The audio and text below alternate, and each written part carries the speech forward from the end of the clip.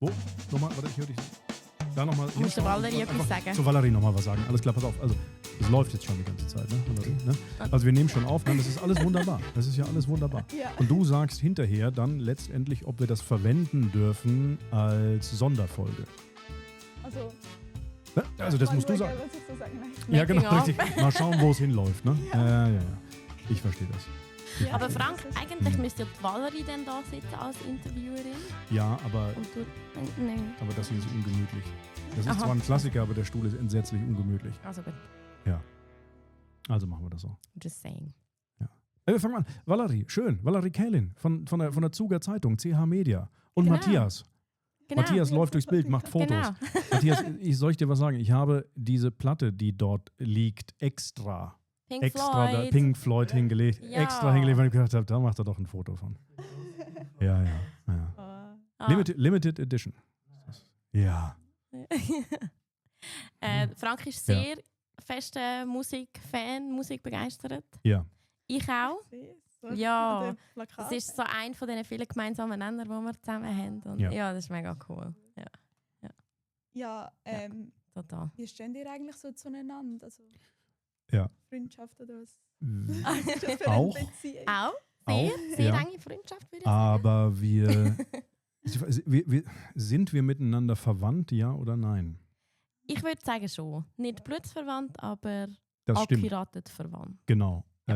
Angie ist die Cousine meiner Frau. Genau. Ah, Genau. okay, also, Also, irgendwie verwandt. ja, ganz genau. Ganz Ah, genau. Ja. Vielleicht hört man das, wenn man genau hinhört. Ich komme ursprünglich nicht aus Walchwil. Ja. Das, ja, Ganz leicht. Nein. so, ne? So. Und bin dann also hergekommen und habe in eine der Walchwiler Familien eingeheiratet. Ja, genau. ganz schön. Ja. Ah, Ja. okay. Ganz Genau. Ja, und was macht ihr so neben dem Radio noch? Oder? Das Angie. ist mega kompliziert. Angie ist nicht sesshaft. Nein. Hey, ich habe meinen Job auf der Bank im August, also Ende August letztes Jahr gekündigt Okay. und bin eigentlich seitdem am Reisen. Aber das ist auch Ja. Ja, es Krass. ist ein mega Privileg, ich genieße es voll. Es Ja. hat mir mega gut getan. Und gehst du so ein bisschen in der ganzen Welt umeinander? Oder? Ja, jetzt bin ich gerade ich habe gestartet, ich tauche, habe noch meinen Dive Master gemacht, habe auf den Philippinen angefangen, bin dann 4 Monate in Papua-Neuguinea gewesen, auf einer mega kleinen Insel. Ja. Habe dort auf der Tauchbasis gearbeitet, habe ein Schildkrötli-Projekt betreut. Also sie tun, ja genau, also das war eigentlich so mein Job gewesen. Am Morgen um 5:30 bin ich schon auf dem Boot gewesen, in den offenen Pazifik raus, Sonnenaufgang und bin dann checken, ob die Schildkrötli Eier gelegt haben. Und genau, habe die zurück auf die Insel gebracht und dann ausbrütet und ausgesetzt wieder nach 60 Tagen. Ja. Sehr schön. Ja, wieder noch. Ja. Ja, Fidschi, Australien, Aitutaki gsi. Oh, also Genau. wirklich so ein bisschen in der ganzen Welt umeinander. Ja, jetzt bin ich heimgekommen, jetzt bin ich in Kroatien gsi und New York gsi, weil einer von meinen besten Freunde in New York arbeitet für das Schweizer Militär auf der Friedensmission. Ah. Und ja, nächste Woche fliege ich wieder. Aber ist mega cool. Ja, voll. Ja, und du so? Frank? Ich bin, was das Reisen anbelangt, inzwischen stabiler. Ne? Also da ist nicht allzu viel. Ich bin selbstständiger Unternehmensberater und war bis vor, jetzt muss ich überlegen, 1,5 Jahren bei einem sehr großen amerikanischen Technologiekonzern für 21 Jahre Oh, okay. und bin jetzt selbstständig und berate Unternehmen beim Geschäftswachstum, bei der Geschäftsentwicklung. Auf einer strategischen Ebene, auf einer operativen Ebene. Sehr, sehr viel digital, aber insgesamt, was müssen wir tun, damit das Unternehmen wächst, blüht und gedeiht. Klingt aber auch interessant. Ist eine super spannende Sache. Ganz kurz, Matthias hat eine Frage. Ja. Ja. Ja. Ja. Ja. Ja. Ja. Okay. Wollen wir uns. Also du müsstest aufstehen dann, Angie, oder? Und ich auch irgendwie. Ich weiß nicht, ob das Kabel reicht. Genau, sonst kannst du unten das einfach rausnehmen. Das reicht.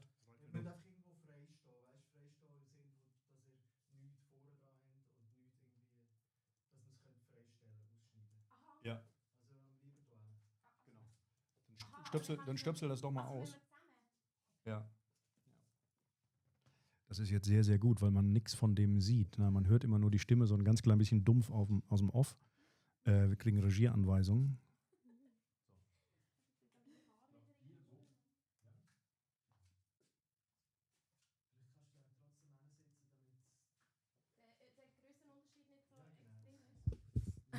Willst du ganz weg?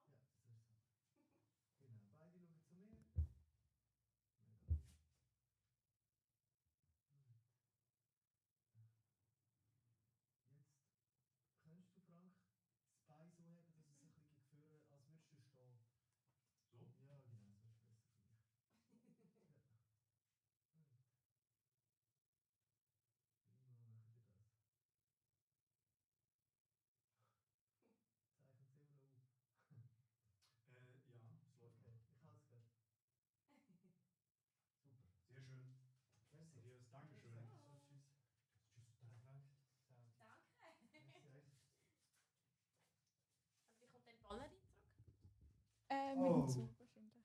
Ach, ich komme schon. Ja. Ja. Danke Wir sind- fürs Fahren. Dankeschön. Föteli, danke. Dankeschön. Ja. So. Einfach nur die aussuchen, die pretty sind. Ja, ja. Hm. Nein, wir schauen schön. Ja, das ist. Schön Das darstellen. ist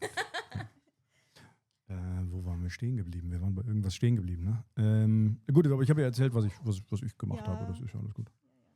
Aha, ja. Ja. Kann ich sonst Bitte, auch mit der nächsten Frage weitermachen? los geht's. Wie sind ihr so zu Radio Walchwil gekommen? Also wie ist so ein bisschen die Idee entstanden? Angie und ich, wir erzählen gerne, und Angie, bitte unterbrich mich, wenn ich irgendwas Falsches sage. Wir erzählen gerne Geschichten und wir hören gerne Geschichten. Ja. Und das ist auch der einzige Grund für Radio Walchwil, weil wir uns gedacht haben, wir leben in einem kleinen Dorf in der Zentralschweiz mit knapp 4000 Einwohnern, mit 70 Nationen. Mhm. Und alleine von den Menschen, die wir kennen, und wir kennen bei weitem nicht alle, Nein. kennen wir ganz, ganz viele Geschichten. Und das sind schöne Geschichten. Mhm. Und wir haben gedacht, Mensch, wir haben vor 2 Jahren angefangen, man müsste doch mal. Ja. Es wäre doch eine schöne Idee, wenn nicht. Und Ja. haben das immer vor uns hergeschoben. Ja. Ja, weil einfach ich auch so busy war mit meinem Job und Ja. all meinen Vereinen, wo ich noch freiwillig arbeite und gearbeitet habe. Und ja, und dann hat es sich eben ergeben, dass ich gesagt habe, hey, nein, sorry, ich gehe in die Welt raus. Es gibt noch anders als einfach klassisch im Ja. Büro arbeiten oder auf einer Bank arbeiten. Und ja, und dann bin ich zurückgekommen auf Australien und dann, hey, ich glaube, innerhalb von, keine Ahnung, 2 Tagen. Ja.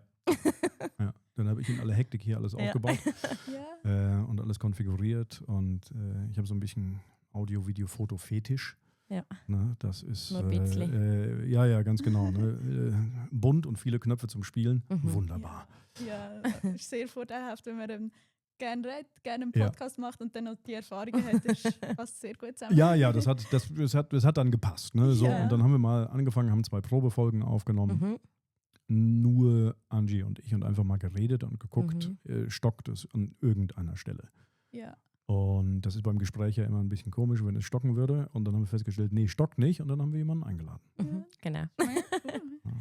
Ja, und wir sind einfach überzeugt, dass jeder Mensch, egal wer das er ist, hat eine Geschichte zum Erzählen Mhm. und kann Menschen inspirieren, Menschen berühren.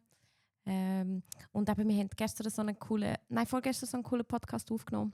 Mhm. Ja, es ist halt auch so ein bisschen ein Mittel, das die Leute miteinander verbindet. Vielleicht Ja. auch. Ja. Obwohl ganz, ganz wichtig, und das ist mir Mhm. wichtig, Angie, ich weiß, wir haben keinerlei Sendungs- und Bewusstseinsauftrag. Nein. Ne? Also wir sagen jetzt nicht, pass mal auf, also wir wollen unbedingt inspirieren und wir wollen, dass die Menschen das fühlen. Nein. Nee, überhaupt gar nicht, sondern wir wollen gute Gespräche führen. Ne? So, Genau. und wir gucken, was kommt denn dabei raus? Und bleiben wir bei irgendeinem Thema länger hängen, bleiben wir bei irgendeinem Thema nicht so lange hängen. Und was kommt denn am Ende des Tages? Wir wissen nicht, was bei rauskommt. Ja. Angie bereitet sich manchmal vor mit Fragen. Mhm. Ich mache das, wie ich das eigentlich immer in meinem Berufsleben auch gemacht habe, insgesamt im Leben, ne? Eher so Freestyle Ja. und schau, was kommt. Ja. Ja, bin ich schon auch. Ich habe einfach ein paar Fragen aufgeschrieben, Ja. in case wir verlieren den Faden oder so. Aber du Ja. bist deutlich organisierter, als ich es je sein könnte, selbst wenn ich mich anstrenge. Ja, ich weiß. Ja, okay, gut. Ja. Macht nicht. Aber das macht sicher auch so ein bisschen die Folge ein bisschen einzigartiger, wenn da wirklich alles so ein bisschen Freestyle gefragt Ja. wird. und Ja. gemacht Ja. wird. Das ist sicher cool. Ja, was du hast schon auch ein bisschen angesprochen, aber was fasziniert euch so ein bisschen von der Welt vom Radio oder halt auch Podcasts? Fängst du an? Was fasziniert? Ja. Hey, ich glaube, es ist einfach ganz ein cooles Medium, wenn man spannende Stimmen hat, die man gerne zulässt. Ich finde zum Beispiel auch, der Frank hat sehr eine schöne Zuhörerstimme. Also ich Ja, das könnte ihm stimmt. Ja, ich hab's jetzt auch stundenlang zuhören, weil es ist so Ja. tief, so sonor. Das und dann kommst du noch das Bild dazu über. Und ich glaube, was auch spannend ist, man kennt den einen oder anderen. Also jetzt gerade für uns, bei uns im Dorf, oder? Man weiss, wer auf dem Stuhl sitzt, Ja. wer vis-à-vis sitzt. Das ist spannend. Hey, ja. Ich glaube, es ist einfach ein Medium, das viele Leute erreicht. Und eben, es ist das Bild und der Ton und auch Stimmung. Ich glaube, man kann sehr gut Emotionen und Stimmungen transportieren. So. Ich finde das cool. Das ist der eine Aspekt. Mich fasziniert, aber beschäftigt auf jeden Fall und auch teilweise fasziniert alles, was, also gesamte Thema Medien, ob es jetzt Papiermedien sind, ob es elektronische Medien sind, ob es audiovisuell ist oder ob es nur ein Hörmedium ist, schon sehr, sehr lange. Ich war selbst mal Redaktor beim Technologiemagazin und habe das also sehr genossen, weil ich da im Grunde genommen dann auch Geschichten erzählt habe, halt nur über technologische Produkte. Ja. Und Plattformen und alles, was dazu gehört. Aber am Ende des Tages sind es Geschichten gewesen. Ja. Und die Geschichten erzählen wir dann jetzt hier auch. Mich fasziniert dann auch noch die gesamte Technologie drumherum, dass man also auch in der Lage ist, sendefähige Qualität, wenn man alle richtigen Knöpfe gedrückt hat, sendefähige Qualität zu produzieren, was vor 10, 15 Jahren kaum möglich gewesen ist, sei denn mit einem wahnsinnigen Aufwand. Ja. Also das ist schon faszinierend. Dann das gesamte Medium Podcast. Ich begleite das seit 2003. Einmal von der Plattformseite her, weil ich, wie gesagt, für dieses große amerikanische Technologieunternehmen gearbeitet habe. Von der Hörerseite aus, also ich habe ganz, ganz früh angefangen, Podcasts zu hören, als noch niemand Podcasts gehört hat, weil es einige Pioniere in dem Bereich gab, die gesagt haben, ich mache das jetzt einfach mal. Und habe mehrere Podcasts auch schon co-hosted ist ein wunderschönes deutsches Wort. Ne? Also ich bin Mitgastgeber gewesen bei mehreren, hauptsächlich im Musikbereich. Ja. Und so bin ich immer näher rangerückt und habe immer schon Ideen gehabt für Formate. Sei es eben das, was wir jetzt machen, also einfach ein Gesprächsformat für Musikformate, für Businessformate und das. Und das, was ich so schätze an dem Gesamtmedium, wir unterlegen keinerlei Regularien. Gesunde Menschenverstand und gutes Benehmen. So, diesen beiden, aber es kommt niemand um die Ecke und sagt, pass mal auf, das ist nicht compliant, das dürft ihr nicht sagen, das müsst ihr so formulieren, etc., etc., etc. Ja, Das gibt enorm viel Freiheit, mhm. aber ganz viel Verantwortung auch. Ja, das stimmt schon. Weil eben nicht die Legal-Abteilung dann hinter uns steht, ne, und sagt, nein, stopp, aufhören, Ruhe. Ganz genau. Ja, das ist sicher cool. Und ihr heisst ja Radio Walchwil. Ja. Habt ihr eigentlich bewusst den Begriff Radio anstatt Podcast gewählt? Oder Also so das, was ja bis jetzt so ein bisschen draussen ist ja mehr so podcastmäßig. Ja, das ist eigentlich entstanden. Wir haben von Rundfunk geredet, wir haben von Antennen geredet. Und irgendwie habe ich dann gefragt, hey, es ist alles so ein bisschen mega deutsch. Also es kommt sehr aus dem deutschen Raum. Wir brauchen irgendeine Alternative. Und dann bist du aber, glaube ich, du mit Radio gekommen. Mhm. Du hast von der mal Radio Wachwil, das ist etwas, was passt. Der Frank ist ein wahnsinniger Wortfetischist auch. Das ist manchmal fast ein bisschen anstrengend. Ach, Genau, ja. Ach, aber guck mal. gut. Ja, aber gut. ja. Genau. Oder jetzt, wo du hier bist, kommen Geheimnisse raus. Ist das so? Ja, Nein, guck mal, nein, das ist anstrengend. Ich bin also Nein. anstrengend, guck mal. Ja, sehr. Habe ich gerade die Headline raus. Frank ist anstrengend. Ja, ach herrlich, genau. Nein, also es ist ja gut, weil ich bin dann eher die, die sagt, ach komm, wir machen jetzt einfach. Oder ich weiss Ja. auch noch, die erste Folge, die wir aufgezeichnet haben, du hast, ja, da und dort, und dann müssen wir das so schreiben und dort und da und so. Und ich finde, komm, sitz einfach an. Und ich bin aber sehr dankbar, ist er so ein Fetischist in jeglicher Hinsicht. Also sagt das da mit dem Mikrofon, sagt das da mit der Technik. Und auch, ja, halt gleich, ich schätze es dann halt gleich, wenn ich einmal eine Frage habe, wo ich irgendwie, das Instagram-Hosting mache ich. Aha, ja. Und wenn ich manchmal eine Frage habe, dann bin ich auch froh, wenn das Wortfetischisten hier nie noch etwas dazu sagt. Dankeschön. Vielleicht gerade nochmal die Kurve gekriegt. Das ist herrlich. Na, guck mal, der Begriff Radio ist einfach, das ist ein toller Begriff, ist ein tolles Wort. Ein Wort, das international funktioniert. Ja. Wir haben ja auch einen internationalen Senderauftrag. Einfach ein schönes Wort, Radio, mit dem viele Menschen ganz viel verbinden. Radio, mit dem ich auch aufgewachsen bin. Früher gab es dann auch nur Radio, den Rundfunkempfänger. Es gibt ganz viele berühmte Radiosender. Bero Münster zum Beispiel. Bero Münster? Ja, ganz genau. Ja. Das war auf den alten Röhrenradios, war das neben Paris, New York, Tokio. Bero Münster auf der Skala. So, jetzt wollen wir uns nicht damit gleichsetzen, aber das ist einfach schön. Und Radio ist natürlich in erster Linie mal Audio. Aber es gibt auch verschiedene Fernsehsender heute, die sich auch noch Radio nennen. Ja. Also insgesamt kann man da viel rein interpretieren, was man will. Und wir können ganz lange erzählen. Ne? Aber es hört sich toll an. Radio Walchwil. Ja. Genau. Das ist echt cool. So, das ist genau das. Und Walchwil haben wir auch extra gelassen, weil es also selbst Freunde aus dem Deutschen draußen können Walchwil nicht so richtig aussprechen. Eigentlich niemand. So, ne, im Ausland. Genau, jeder stolpert irgendwie drüber. Ja. Wunderbar. Perfekter Name. Ja. Ja, und was unterscheidet euch oder jetzt euren Podcast so ein bisschen von anderen ähnlichen Programmen? Hey, ich bin weniger die vergleicht. Das ist auch der Frank, dann schickt er mir wieder einen Link von irgendeinem mega spannenden Podcast, den er gesehen hat. Und ich bin so, ja.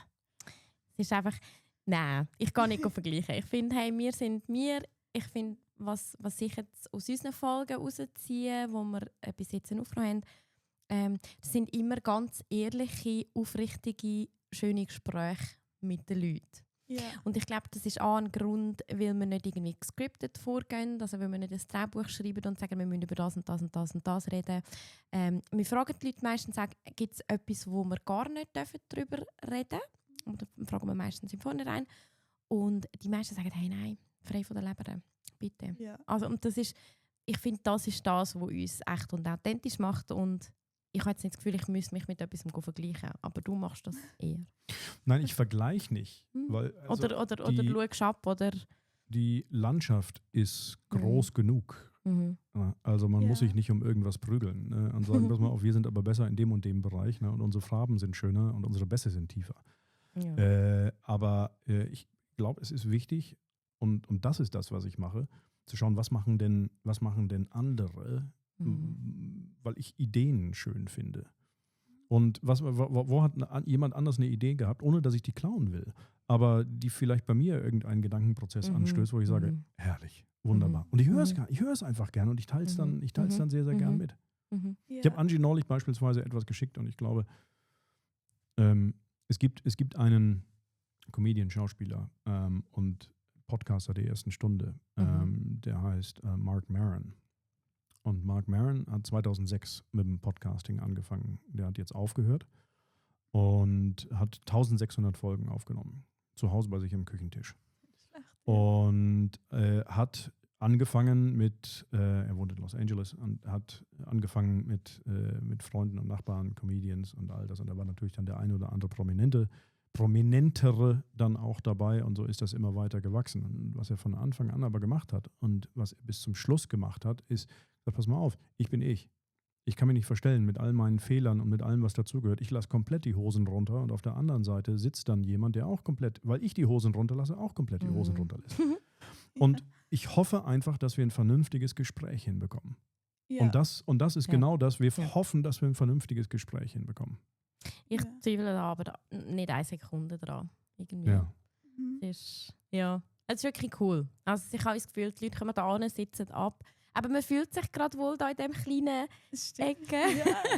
Ja, und es ist, ich glaube, es ist, weil wir uns, also ich habe eigentlich wir verstehen uns blind. Ja. Und es ist auch so im Fluss. Also, Trotzdem ich anstrengend bin, Angie. Ach, das ist dir jetzt tief hinein, gell? Nein, das überhaupt gar nicht. Aber ich merke mir das. Nein. Ich habe nur gesagt, dass das Wort Fetischist manchmal anstrengend ist. Das habe ich gesagt. Ich habe es gern richtig Genau. und gut. Ich habe es gern, nicht gern zufällig. So. Ja, und ich bin dann so, aber ich sage dir, ja. I don't mind. Genau. Ja, aber schön, wenn ihr so als Team wirklich super funktionieren könnt. Ja, wer ist denn so eure Zielgruppe, die ihr da erreichen wollt? Unsere 27 Hörer, wie der Frank immer sagt. Es sind mehr. Es sind mehr. Ach, weißt du, klingt das jetzt prätentiös, wenn man sagt, weißt du, wir machen das ja nicht für die Reichweite. Nee, ja, natürlich ist das schön, ne, wenn mehrere Leute das hören, aber wir sagen ja, Radio Walchwil, Menschen und Stories aus Walchwil und der Nachbarschaft. Und die Nachbarschaft, den definieren wir mal global. Also wer es hören will. Es besteht also Nummer 1 keinerlei Verpflichtung, das zu hören. Das ist auch noch ganz wichtig. Also man muss nicht. Man muss auch nicht jede Folge von vorne nach hinten vollständig durchhören und sich Notizen dazu machen. Man darf es auch sehr, sehr gern beim Bügeln oder beim Spazierengehen oder im Auto oder sonst wo hören. Und ich glaube einfach, dass es die Leute erreicht, die es erreichen soll. Hört sich jetzt auch sehr, sehr spirituell an. Nein, ist so. Nein, pass auf. Also es Bin gibt Leute, die es ist da, natürlich hauptsächlich aus dem Dorf, das ist ohne Frage so, aber immer sind 4000 Leute. Hey, wann habe ich schon mal mit irgendeiner Botschaft, habe ich schon mal, aber das ist toll. Und dann gibt es internationale meine Freunde, die ich von der Reise mitschleppe und sagen, wenn kommt endlich mal Englisch raus. Ja. Und jetzt haben wir eine Folge in Englisch, das ist auch cool, bin ich mega happy. Das ist meine älteste Tochter mit all ihren Freunden, und dann sind es meine Freunde aus meiner Heimatstadt Hamburg und so. Also, so. Ja. Die dann zwar sagen, wenn wir dann jemanden da haben, was nur Schweizerdeutsch ist, die sagen, ich habe kein Wort verstanden. Nichts. Ist jetzt so Untertitel oder so einstellen? Ja, es kommt auch Lustiges bei raus. Ja, stimmt. Ja, und nach welchen Kriterien oder so könnt ihr eigentlich so die Leute aussuchen, die da vorbeikommen? Hey, wir haben angefangen. Aha, willst du? Nein, das ist eine hervorragende Frage. Bitte. Wir haben einfach angefangen wir sind einmal einen Nachmittag lang zusammengesessen und dann sind wir noch in Vordergeisboden essen. Ja.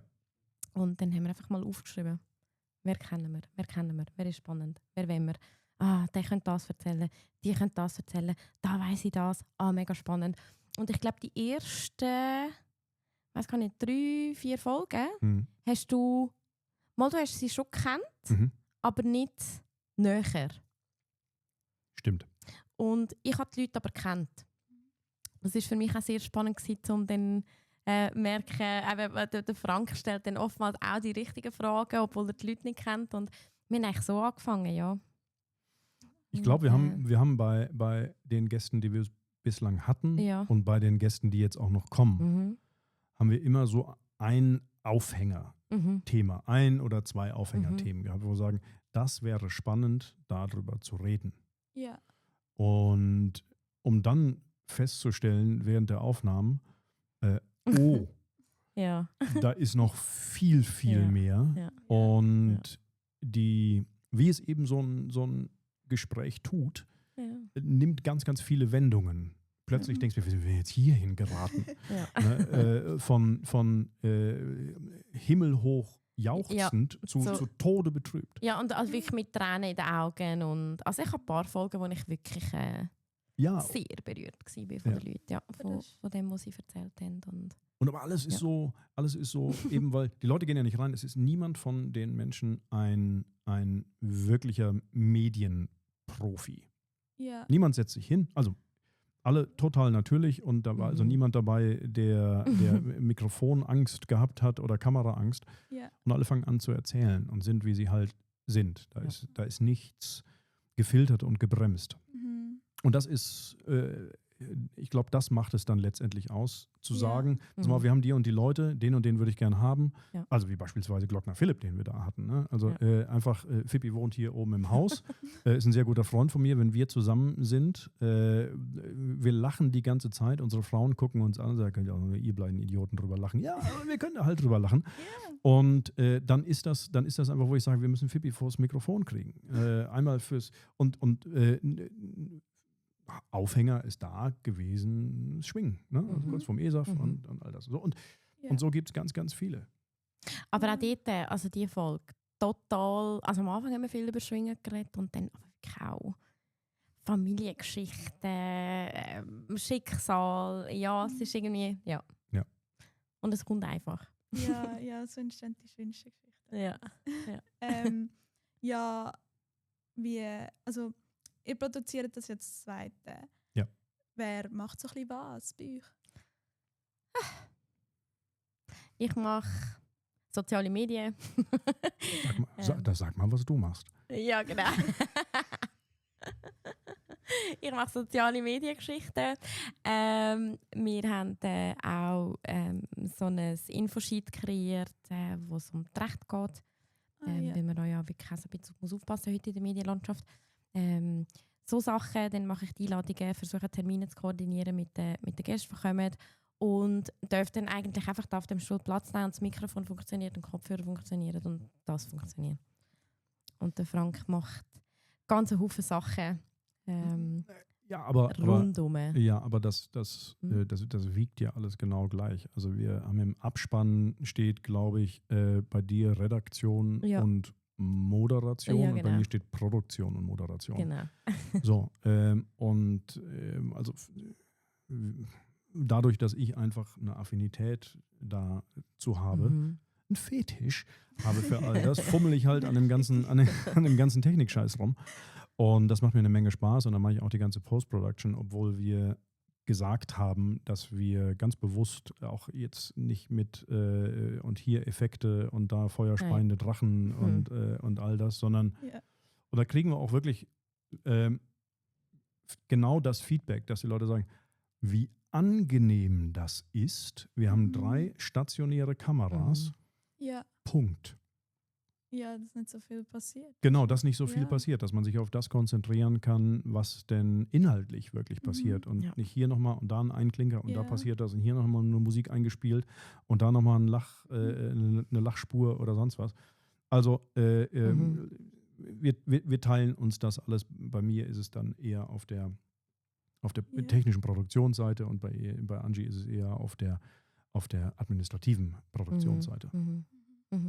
Und haben wir irgendwie mittlerweile fast wirklich täglich Kontakt. Ja. Also wir sehen das nicht jeden Tag, aber täglich das und das und dort und genau. das und das. Täglich bekomme ich irgendwelche Nachrichten.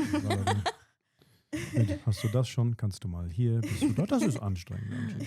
Okay, aber bin ich auch anstrengend? Nein.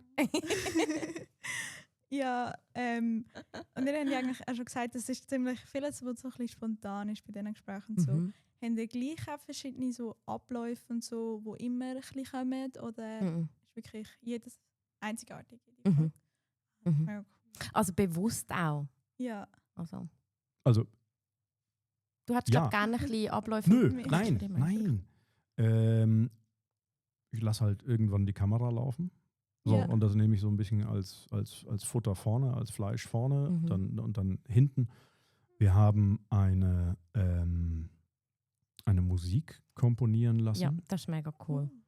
Von meinem sehr, sehr guten und alten Freund Peter Jansen, der Musiker, Kameramann ist, der aber eigentlich Musiker ist.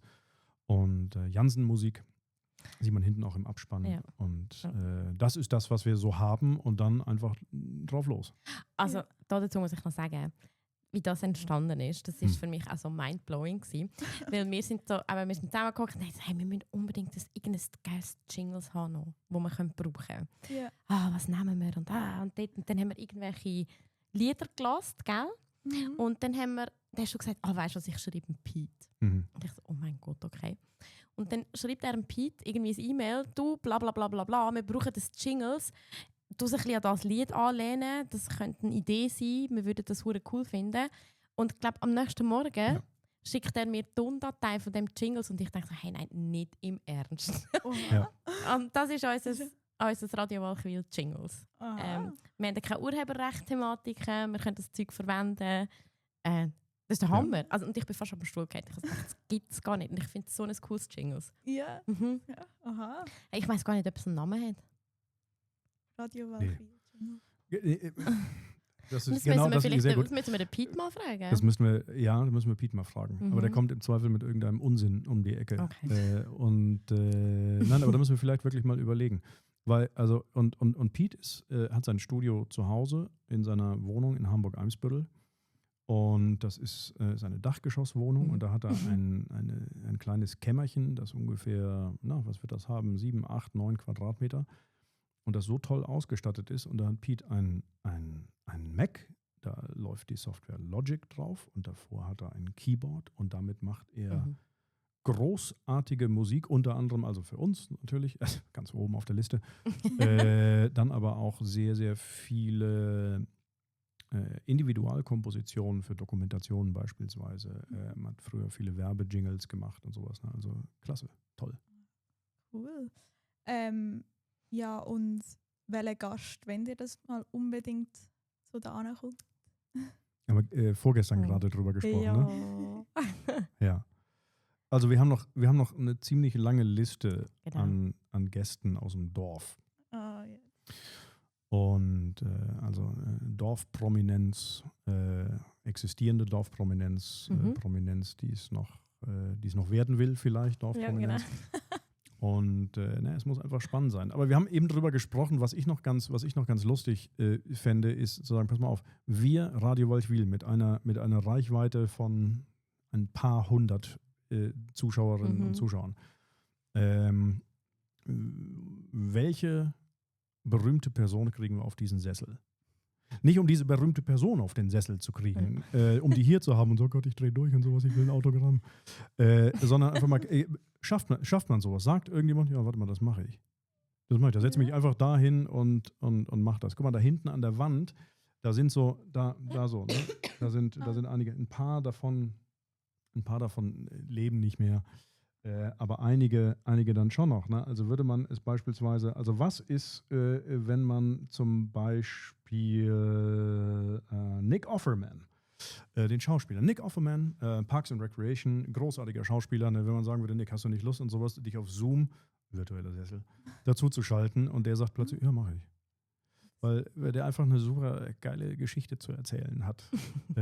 Also sowas. Ne? Aber es gibt so viele in Walchwil und der Nachbarschaft spannende Leute, Menschen, die etwas produzieren. Andi Rost, Chesed Rost oben, der sensationell den Walchwiler Bergkäse macht. Ja. Es gibt sehr, sehr erfolgreiche Unternehmer im Dorf. Es gibt tolle Musiker im Dorf. Es gibt fantastische Sportler hier bei uns im Dorf. Es gibt Menschen, wie gesagt, aus 70 Nationen, die alle eine Geschichte haben irgendwo. Es gibt Rennfahrer, es gibt Künstler mit allem, was dazugehört. Also da haben wir hier alleine im Dorf so unglaublich viel Futter für gute Gespräche.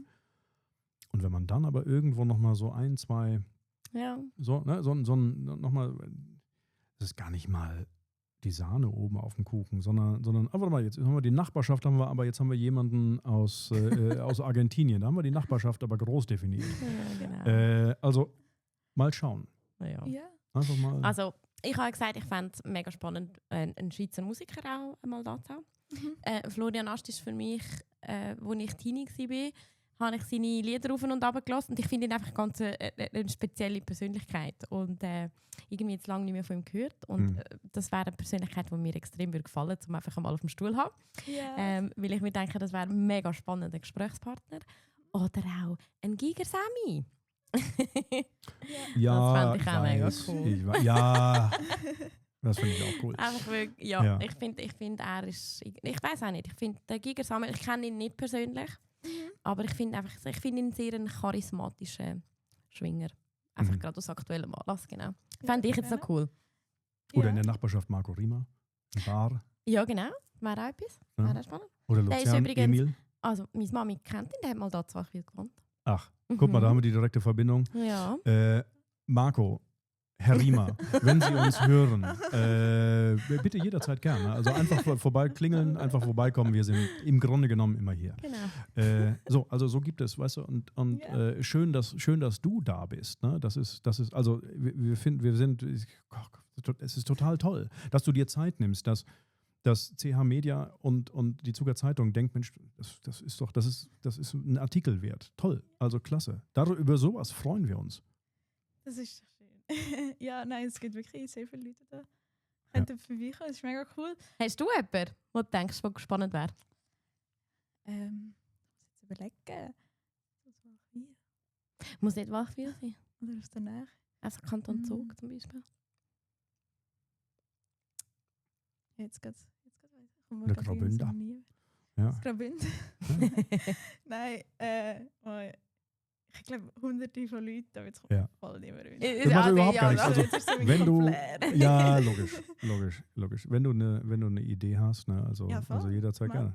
Die Leute müssen einfach nur, also wir promoten hier nichts einfach nur, um es zu promoten, ne, sondern wir haben Gespräche und wenn jemand sagt, oh, und übrigens, ich habe auch ein Buch geschrieben, wunderbar. Mhm. Nein, ich melde mich, wenn ich etwas Alles finde. gut. Ich weiss nicht. Super. Ich höre von mir. Nein. Ja, was war bis jetzt so ein bisschen die Rückmeldung vom Dorf oder so ein bisschen allgemein die Rückmeldung gewesen auf der Radio Walchwil? Soll ich? Bitte, mach du. Ja. Hey, wirklich durchs Band positiv. Also es ist mega herzig. Ja, jemand, der bei uns Gast war, wo mir Sprachnachrichten schickt, wo Feedback gibt, wo sehr schönes Feedback auch gibt. Das tut sehr gut. Oder auch meine Eltern, die zwischendrin heimkommen und sagen, hey, jetzt hat mich schon wieder jemand angesprochen auf das Radio Walchwil, was macht ihr da, was kann ich sagen? Jemand, den ich einladen wollte, der gesagt hat, nein, ich will nicht kommen, aber der gesagt hat, hey, ich höre so viel Positives im Dorf. Das ist mega spannend. Das sind so die Sachen, die an mich hergetragen werden. Wahrscheinlich auch noch so ein bisschen, es ist wahrscheinlich auch eine Skepsis noch im Dorf. Da hört man wenig oder nichts. Was ich mir wünschte, wäre noch ein bisschen mehr Interaktion auf Instagram. Das wäre noch cool. Ja, einfach weil ich habe das Gefühl, es ist so ein direktes Kommunikationsmittel, oder, wo man einfach gerade so ein bisschen noch mitbekommt, was gerade auf dem Herzen brennt oder unter den Fingern brennt. Das aber. Hey, also eben, Schritt für Schritt. Ja. Das, was ich gehört habe, bis jetzt ist positiv. Also, ja. Und du, Frank? Ja, all das. Und ich habe das vorhin schon kurz erwähnt, was ich immer so klasse finde, ist, wenn es eben nicht grundsätzliches Feedback ist, sondern auf ganz spezielle Aspekte. Also wie beispielsweise eben inhaltliche Aspekte, das und das Thema, der und der Satz, ach, das wusste ich überhaupt gar nicht, Mensch, du bist doch von da und bla bla bla. Oder aber technische Aspekte wie herrlich, ne? Es ist herrlich ruhig, es ist nicht nervös und sowas, 3 Kameras, Ruhe. Und da merkst du, also ja, natürlich hören sich nur wenige 1,5 Stunden von vorne nach hinten durch an. Das machen welche, aber so einzelne Folgen und da ist das Feedback, das ist herrlich, das macht Spaß, weil es wirklich sehr spezifisch ist. Mhm. Das ist schön. Mhm. Ja, und ihr habt, das letzte Mal, als ich geschaut habe, habt ihr 5 Folgen draussen gehabt und ein Special. Oder Ja. ich weiß nicht, ob es jetzt schon mehr sind. Was war so bis jetzt für euch so das Highlight gewesen? Also die jetzt kann man natürlich, das war alles fantastisch. Und es war auch alles, es war auch wirklich alles fantastisch. Aber natürlich ist die erste Folge besonders gewesen, weil wir auch überhaupt gar nicht gewusst haben, was los ist. Und vor allen Dingen, weil die Geschichte auch so unglaublich ist, die Irene erzählt hat. Ja. Und auch, weil sie das so offen erzählt hat. Und also das war schon klasse. Also aber alles. Dann Edith Gould, die einfach ein Buch geschrieben hat und alles selbst macht an dem Buch. Das gelernt hat, die Vermarktung selbst macht, Rechte Management mit allem Pipapo, was dazu gehört, nebst, dass sie noch ein Unternehmen hat und einen Bauernhof. Das sind einfach wirklich so einzelne Aspekte. Aber also das erste mit Irene, das war schon sehr eindrücklich. Das ist, also es ist mir auch, und ich meine, ich habe wirklich alle Leute, die bis jetzt da sind, ich meine, mega gern. Ich finde es sensationell, wie offen dass sie sind. Ich habe für mich eigentlich in jeder Folge irgendwelche Sachen rausgenommen. Und ich sage jedes Mal am Frank, am letzten Dienstag haben wir 3 Folgen aufgenommen. Ich bin nudelfertig gewesen. Also auch nach der 2. Folge am Abend, aber es gibt einem so viel positive Energie mit diesen Leuten über ihre Leben zu schwätzen, ja. Und ja, ich muss auch sagen, die Irene ist für mich sehr, es hat mich sehr berührt. Weil eben, man sieht nur immer so ein bisschen ab die Fassade. Und einfach, was die zwei miteinander stemmen und leisten und machen. Und was dann eben alles für Hämmer auch gekommen sind. Ja. Das ist wirklich einfach starke Menschen. Ich finde, jeder, der bei uns auf dem Stuhl gesessen ist, sind einfach coole Menschen. Coole Menschen. Und für mich war vielleicht noch Phoebe. Phoebe ja sowieso. Ne? So, aber ich war vor 2 Wochen, 3 Wochen am Zürich Open Air. Auf dem Zürich Open Air, weil ein sehr guter Hamburger Freund von mir da die Bühnen-Audiotechnik gemacht hat für Nina Chuba. Und der hat gesagt, komm vorbei und guck dir alles an. Und dann war ich Backstage und habe die ganze Zeit rumgegeekt und was ist das und wie geht das hier und warum ist der Knopf grün? Und Boris hat mir alles erzählt und das war einfach ein tolles Erlebnis. Und dann haben wir noch ein Interview gemacht, ne? Ja. Also über beide in Hamburg. Ist noch nicht online. Ist noch nicht online, kommt am Samstag dann jetzt. Und sowas, so diese kleinen Sachen, das sind dann Highlights. Ne? So. Ja, und sicher auch mega cool, wenn wirklich jeder so ein bisschen wirklich offen da sitzt und redet. Ja. Das ist echt mega cool. Wie viel Mal kommen jetzt eigentlich so ein bisschen neue Folgen raus? Oder wie regelmäßig? Also wir versuchen immer dienstags aufzunehmen. Und versuchen dann auch tatsächlich so 1 bis 3 Folgen in den Tag reinzubekommen, dass wir auch ein bisschen was auf Halde haben, wenn Angie mal wieder reist, nicht? Dann am Donnerstag Nachmittag, 17 Uhr, kommen dann immer die neuen Folgen raus. Und dann, wenn wir irgendein Spezial haben, dann kommt das so zwischendurch dann mal raus. Ja, das ist aber eine Folge pro Woche. Das wäre so das Ziel, ja. Dass wir das können realisieren, ja. Okay. Und wo kann man das überall hören? Hey, überall, was Podcasts gibt. Sehr gut. Ja. Spotify, Apple, YouTube, Amazon hast du noch gemacht, gell? Ja. Also wirklich, das sind eigentlich so die 4 Geschichten. Genau, und damit decken wir. Also, du kannst ja auch den Videopodcast nur Audio hören. Ne? So. Und auf YouTube haben wir eben wirklich Audio und Video. Ja, genau. Und dann haben wir aber ganz explizit gesagt, dass wir tatsächlich auf den jeweiligen Podcast-Plattformen erstmal nur Audio machen wollen. Also wirklich nur ohne Video, nur die Tonspur. Und natürlich können wir da auch das Video hochladen und Videopodcasts wachsen tatsächlich auch. Aber es ist eben viel von dem, was wir sagen, tatsächlich oder was wir inhaltlich produzieren, kann man herrlich nebenher hören. Ne? So einfach. Und dann musst du nicht dauernd auf den Bildschirm schauen. Ne? Und dann, so, was hat er jetzt gesagt? Wieso hat sie sich jetzt so aber bewegt? ich habe schon auch Rückmeldungen bekommen, dass es eben wahnsinnig cool ist mit Video. Ja, es ist wahnsinnig cool Ja. insgesamt. Ich habe Das mich, ist natürlich- ich habe mich am Anfang ein bisschen schwer gedacht. Ich dachte, hey, nein, Ja. Schau. Ja. Ja. Aber Matthias hat ja, der Fotograf, der hier gewesen ist, Ja. auch Rückmeldung gegeben. Ne? Die Kamera liebt uns. Ah. Ne? Weil Matthias hat auch gesagt, ja, das ist sehr geil, ja. Das hat Ja, er hier einfach zu so mir schauen. gesagt, Guck, ja, weil ich das weiß sein es Job doch. ist. Okay, gut. Ich weiß es doch, genau, richtig. Yes, jetzt muss ich schon wieder. Nein, das war super. Ja, genau. Ja, und wie sehen Sie so ein bisschen die Zukunft von dem Podcast? Bunt und glorreich. Genau. Reiterdenkmäler auf verschiedenen Prachtboulevards rund um den Globus. Ja. Genau. Dachte ich mir, dass wir vielleicht irgendwie sowas. Nein. Angie, was hast denn du für Ideen? Ich habe ganz, ganz viele Ideen. Was hast denn du für Ideen? Wo willst denn du hin mit dem Podcast? Hey, das ist eine sehr gute Frage.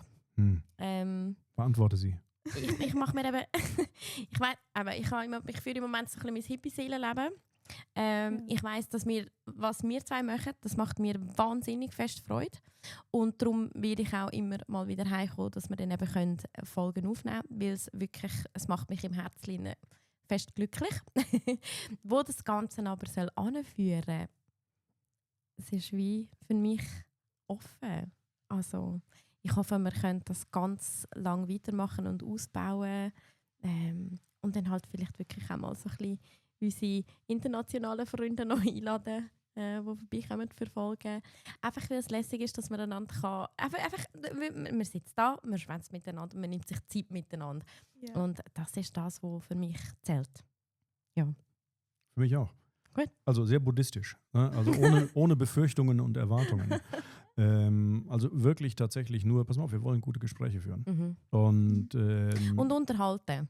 Also es soll ja, aber das unterhaltsam ist also eine gute Unterhaltung, ist ja auch eine Unterhaltung. Genau. Und genau darum geht's. Und wie viel und wie lange und wohin und wer nicht und die vielen Preise. Also Future Award-Winning Podcast, Radio Walchwil. Keine Ahnung. Also nein, vermutlich nicht. Ne? Aber null, keine wirtschaftlichen Ziele, sondern das ist einfach, es ist nochmal die Gespräche, die wir ohnehin auch führen mit den verschiedenen Menschen, sei es hier im Dorf oder sei es in Zug oder sei es in Zürich oder sei es in Hamburg oder sei es in Sydney oder sei es irgendwie sonst was. Warum soll ich die nicht auch anderen zugänglich machen? So, wenn irgendwas Herrliches zu sagen ist, ne? Ist doch gut. Mhm. Ja, und es ist irgendwie so schön, weil wir beide nicht, aber es ist nicht, wir sagen beide nicht, es ist irgendwie eine Wirtschaftlichkeit, die im Vordergrund steht, sondern beide haben einfach die Zeit, weil du seit 2 Jahren nicht mehr fest angestellt bist, sondern eben selbstständiger Unternehmer bist und ich seit einem Jahr quasi frei bin und einfach Sachen machen. Also ich habe mir generell gesagt, mehr von dem, was einfach Freude macht. Ja. Und ich glaube, alles andere wird sich dann zeigen und ergeben. Ja. Aber es steht die Freude und die Freiwilligkeit im Vordergrund von dem Podcast. Ja. Ja, es ist echt schön, wenn man so etwas hat, was einem wirklich Mhm. erfüllt. Ja, dann wäre es eigentlich von meiner Seite aus, von meinen Fragen her schon gewesen. Gibt es noch irgendetwas, was ihr gerne in diesem Bericht würdet haben? Ich glaube, wir haben alles abgedeckt. Du tust mir leid, dass du das nachher alles nochmal musst hören. Kein Problem. und abtippen muss. Wie bist du denn, Valerie, zur CH Media gekommen. CH Media gekommen? Also ich habe Matura dieses Jahr abgeschlossen. Gratuliere. Dankeschön. Und es war schon immer so ein Kindheitstraum von mir gewesen, in Journalismus zu gehen. Okay. Ja, weil ich einfach jeden Morgen liegt die Zeitung auf dem Tisch und ich habe es mega cool gefunden, so die Texte zu lesen und selber halt auch mega gerne Text geschrieben. Mhm. Und ja, da habe ich mich mal so ein bisschen, ich mache jetzt ein Zwischenjahr nach der Matura, also vor dem Studium. Mhm. Und da habe ich mich mal so ein bisschen erkundigt, was so ein bisschen die lokalen Zeitungen, ob man sich dort einfach mal bewerben kann oder so. Und dann habe ich bei der Zuckerzeitung ein offenes Praktikum gesehen und Cool. dachte, ich melde mich einfach mal. Mega cool. Ja, Und jetzt bist du zuständig eben für so Stories wie mir, oder? ja, voll. Also ich bin jetzt nicht in nicht in irgendeinem Bereich oder so, sondern wir haben so wie so ein Tool, wo so verschiedene Geschichten drin sind, wo man vielleicht noch abdecken sollte. Oder da kommen immer wieder Mails rein oder so von Leuten, die gerne eine Geschichte hätten oder irgendwelche Bauchse, die aufliegen oder so. Und ja, ich darf dort eigentlich ziemlich frei sagen, oh ja, das interessiert mich. Das ist aber cool. Ja. Etwas machen. Oder da kommt wieder mal jemand auf mich zu und fragt so, willst du das machen, willst du das zu denen? Und dann sage ich meistens, ja, das sind schon, es sind so vielseitige Geschichten, die da noch offen sind und die ich einfach cool finde und ich gerne reinschaue. Ja. Also ich finde das schon Toll. spannend, ja. Und was studierst du denn dann, wenn du jetzt mit dem Zwischenjahr fertig bist? Journalismus? So Germanistik? Ja, so Kommunikation oder so, Germanistik oder so würde mich schon interessieren. Also ich würde mega gerne in eine sprachliche Richtung gehen, weil das so ein bisschen das ist, wo mein Interesse lang. Oder, Und wo studierst du? Also was ich jetzt so ein bisschen angeschaut habe, wäre die Uni Luzern. Ja. Wo mich sehr angesprochen hat, weil die so noch eher klein ist, weil so die Uni Zürich bin ich auch anschauen. Die hat sicher auch sehr spannende Vorlesungen und so. Aber die Uni Luzern wäre noch ein bisschen kleiner und ich bin innerer Mensch, der so ein bisschen lieber so ein kleinerer Ort ist. Und ein Volontariat, also die klassische Journalistenausbildung irgendwo zu machen? Ja, also so das Matz habe ich auch mal angeschaut. Ich weiss halt nicht. Ich habe noch keine Ahnung, wo ich wirklich möchte landen. Ja. Also Journalismus ist schon etwas, was ich jetzt auch in dem Praktikum merke, es gefällt mir sehr. Ja. Darum dort bleiben könnte ich schon. Ich glaube, ich möchte zuerst vielleicht mal an einer Uni schauen.